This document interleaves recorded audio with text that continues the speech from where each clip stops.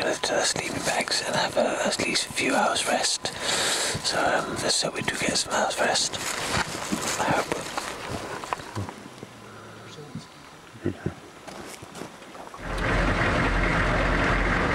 Yes? It's not long before 3 platoon are on the move again. With only a few hours sleep, the men are revitalised. Their ability to snatch away at sleep wherever and whenever is truly remarkable. Sleep comes at a premium in the army, and the men kip down immediately, wolfing cold rations whilst in their sleeping bags. They seem aware that they're in for a long night.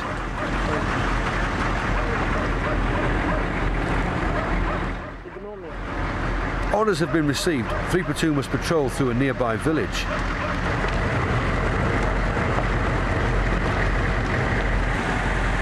The men are cautious, conscious of the enemy's presence and capabilities.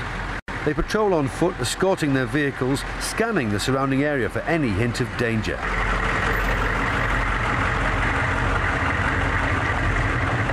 Right now we've cordoned off the area because we found some command wire which will lead to some explosives. So we're just waiting for confirmation if to go through or not. My responsibilities 5 minutes ago was to get into all-round defense. As you can see, there's a few guys still out on the area on all-round defense, just to ensure that no enemy encloses like trucks area, better said. Everything's all well and good. Morale is still high, so we should have already been through the passage down there. Still to be confirmed. So doesn't matter, know how long it takes. I slept well, so I'm not tired. Obviously, if you don't wait and you do everything in a rush, you suffer casualties, and that's something you don't want to suffer. Casualties. Hello, November 209. The KRF has been ambushed and suffered casualties, and the FOB has been heavily motor attacked and suffered casualties, and the platoon house has suffered casualties as well. So basically, from the whole with the whole platoon as a one, and that has suffered no casualties at the moment. So that's why we've been sent out. The only call sign that the regiment has.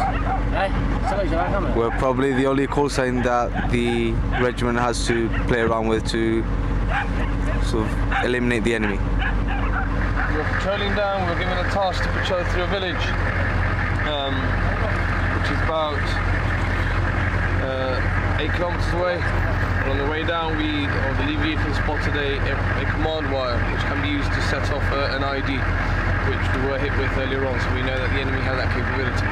As a result, he stopped the convoy, we pushed back, we reported it up to 0, the ops room down at the FOB, and we tasked the ATO, which is the munitions officer, to come over and have a look. We now received a signal from 0 saying that the route is clear, okay, and we can continue the patrol down to the original task of patrolling to that village.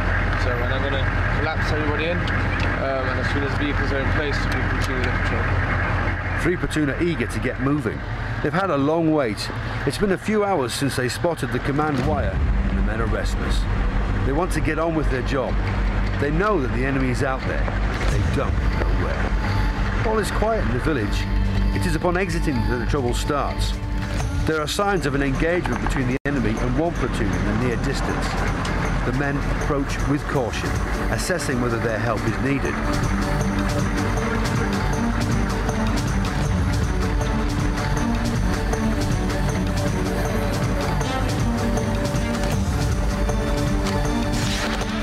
Yet soon they find themselves targeted. They return fire, driving through the attack towards safety while suppressing the enemy.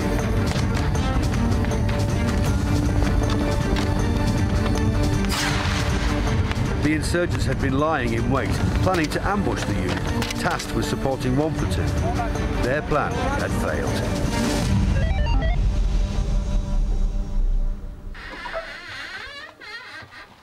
Okay, time now is 7 o'clock in the morning. It's day 5 of the exercise. We've been operating really since 1600 yesterday, with not much rest.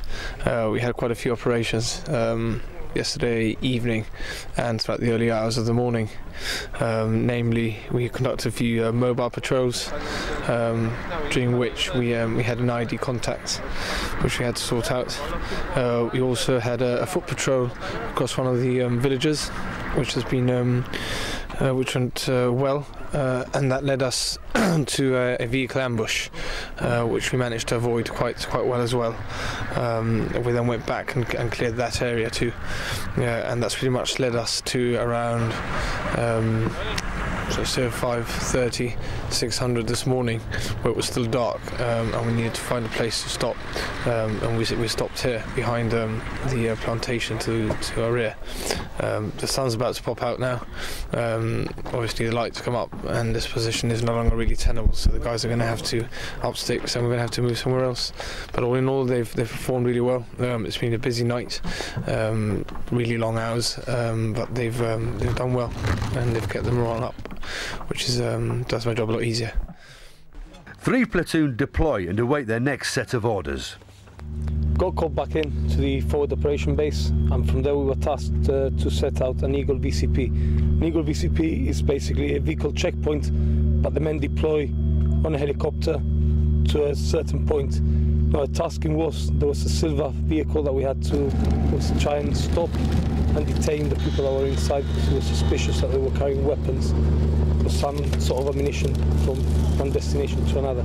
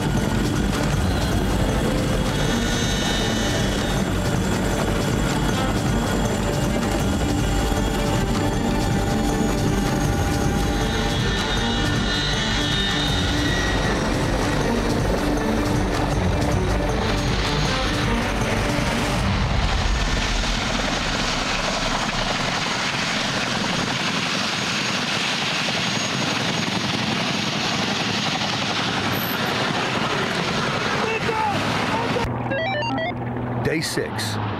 3 platoon are airlifted out of the FOB. Their mission is to take over a platoon house which has been under enemy contact for the last few days. The platoon house serves as an observation post. From its elevated position, it provides a good view of its surroundings, and in particular, the enemy's main supply route. 3 platoon must secure the house. If they come under attack, they must sustain their defensive position and engage the enemy.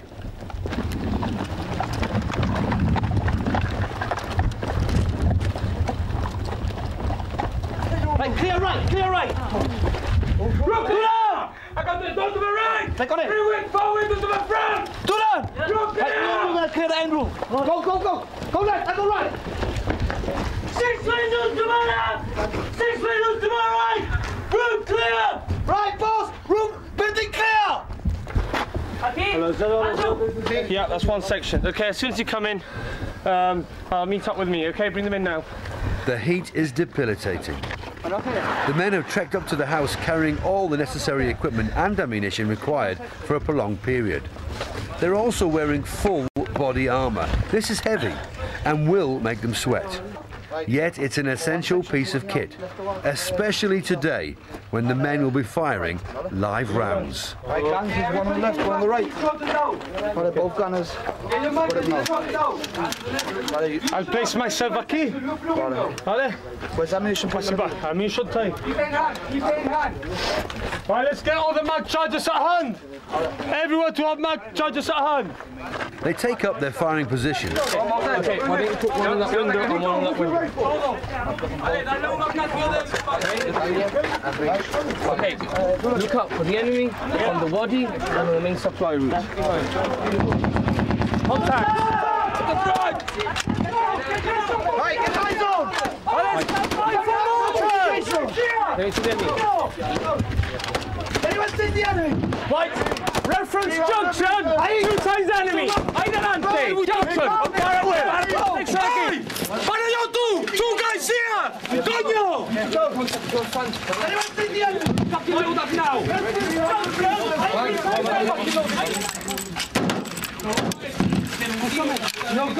We are engaging the enemy now, over. Drop it! Let's go! Oh, look here!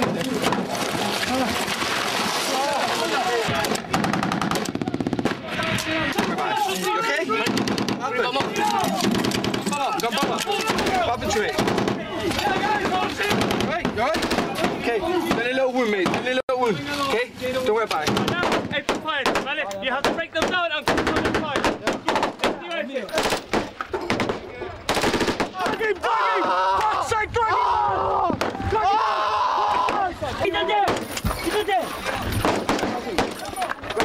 What? One time it's from here. Sergeant. I need the munition. Come on, yeah. Where? We need it. Ahora. Tiro. Hace falta ayuda. Open it.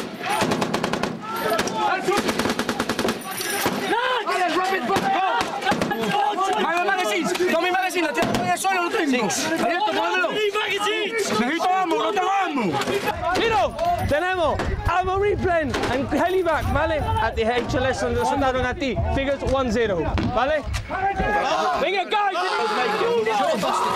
The casualties are evacuated. Ammunition is running dangerously low. The rate of fire has been high, the contact intense, and the enemy have no intentions of letting up. The arrival of more ammo is a relief. Venga, full, dame full.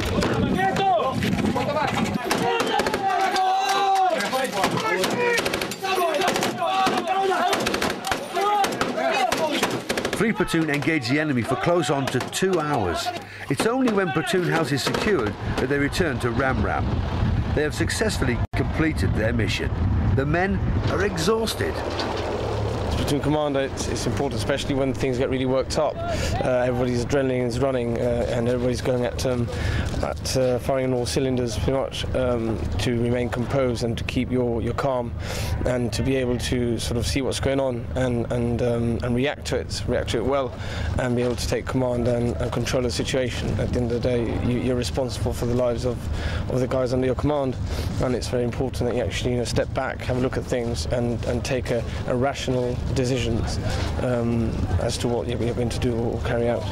You feel like a lot of adrenaline is pumping. A lot of that goes into your body, and you haven't got time to think. All you've got time to do is like look out for the enemy. Once it's up, try and put it down. As many rounds as you need to fire. Also, you need to sustain the rate of fire, making sure so you don't run out of ammunition. We had the helicopter bring in like a resupply. You have people going down for the resupply. If any casualties, they get casevaced by reserve section. There's a lot going on, but the main part is for the firers to making sure that the enemy gets dropped down. You gotta stay switched on all the time. If there's like if you see the enemies are down and they're not coming up, you like buddy system, like 50-50. One person drinks, you look out for any enemy. If you need to bomb up, you pass the empty mags back to the reserve section and then bomb up. Section commandos and 2 ICs will come round, like asking for how many magazines you've got full, and all that. All that comes into one play. I mean, it was really exciting, especially from my perspective point of view. A lot of hard work had gone into it. I mean, a lot of realism going into it. I mean, many of the guys start both in Afghanistan and Iraq. They're in a platoon house. They usually come under heavy contact from the enemy, and that is really as realistic as it's going to get for the troops. So all in all, I mean, it was just fantastic. Really adrenaline rush in there. In DTC, it's a lot different, no? Because there's a lot going on. You don't know. You gotta wait like to be tasked to do things and this and that, no? When you're in exercise, you're together all the time, so you get to know each other better, and then you start realizing, like maybe say, I don't like this guy, or you cannot say because you don't know him. But when you're in exercise, that guy you thought you didn't like, then you become like best friends maybe, or you start giving each other conversations and all that, and everything builds up to be like a better platoon. Yeah, day 6. You know, fatigue starts creeping in. You know, people's feet start to suffer. People start to smell. And you know, as you get on, morale pretty much takes a blow. I'm very happy to say that in 3 platoon morale is still high, and it's very important not to underestimate the importance of morale, especially in a long exercise and a long deployment. Is pretty much what's going to get your guys to work. You know, if they're up, if they've got a smile on their face, if they're bouncing, then the chances are that they work for you and that they'll work well. You know, if they're dragging their feet and you know that they've got long faces, they won't really deliver what they can. And we've come on quite well. Morale in 3 platoon is still high. I hope it remains high for the next 3 days, which is what we've got left.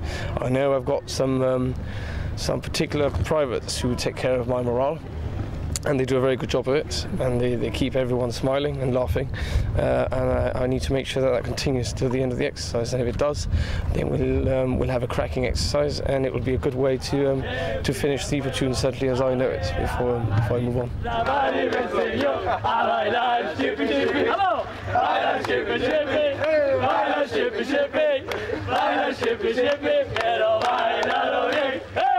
Jebel Sahara is, without doubt, for the Royal Gibraltar Regiment, a fantastic exercise.